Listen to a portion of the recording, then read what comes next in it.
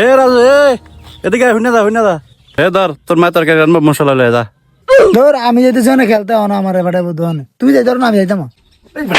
বেদ ফলান কথাবার্তি হলে না ধর মশলা লয়ে তাড়াতাড়ি আস তোর মা কিন্তু তরকারি পাওয়া লাইছে। আচ্ছা আমার অনেক তাড়াতাড়ি মনে এই যাইতো না আমার ভাড়া হয়ে তাড়াতাড়ি বললা আল্লাহ খান দিছে বেদ্য বলদের বলদ কথা কইলে কথাবার্তি হনে না। কি হালা বলা দে কই যায় এ রাজু এমে কিরে কিলিয়ে ডাকছো? আরে বেটা হেম কই যা দূরে বলা আরে বেটা যাম একটু দোয়ান বুঝছো আমার আব্বা এমন আলিশা মা হেরে ফাটাইছে দোয়ান হে আমার ফাটাইছে বুঝছো। দাঁড়া আমি আর আমি তুমি তাই এই বেটা মতন কথাটা আমার সামনে কইছো না বেটা আমার মতো এ সম্রাট আমি যে মতলাম আমার মত আমার লাল হইলো গিলা রে। আরে কস কি বেটা লাল মতে অনেক বড় ধরনের সমস্যা রে। হে বেটা বড় ধরনের সমস্যা হলে তো অনেক ইরমু আমার কাছে বুদ্ধি আছে তোর দাঁড় টিয়া আসেনি তো আছে রে কিন্তু এটি তো আব্বাই দিছে মশলা আনতে মশলা আনবি পরে আগে তুই ঠিক হলো আমার তো একটা স্পিড লেগা এ দোকান থেকে স্পিড আনবো ঘরে তুই খাই লাবি না আমার বলদ পাইছে সবাই বলদকে দেখে মনে করছে আমি বলদ না 30 টাকা লাগে তোর অনেক বড় ধরনের সমস্যা হয়ে যাবো আমি একবার আটকা দেওয়ার সময় বুঝলি আর যা বেটা গিয়ে স্পিডটা লিয়া আইনা খা ঠিক কি করছে একবারে আটকে দেবো গা? আচ্ছা আমি যাই স্পিড লিয়ে তুই এনে খারো তো তুই একটু খা দে। এ বেটা শেষ হয়ে গেল আর দে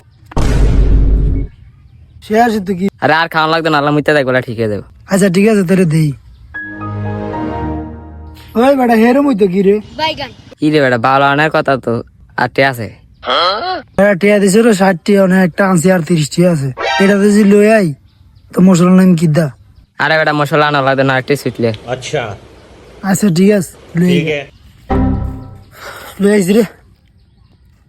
আরে বেটা একটু আছে আমার দিয়ে আচ্ছা তো এনে তুই খা আমি চেক করে গে এবার ভালো হয়েছে রে এবার পুরো একদম ফক সাদা দেখছো বেটা কলম না ভালো যাবে গা আচ্ছা ভাই জায়গা আরে মশলা নিলাম না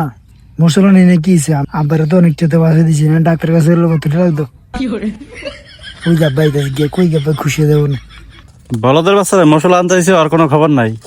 ওরা ফাইলে যা খবর আছে। রাজু হুইনা যা এদিকে দাঁতটি বাড়ি করে বেট কেটেছস তোর কিলিয়া ফাটাছিলাম তোর মশলা কো তুই এনে কেরস আব্বা বেড খাইতেছি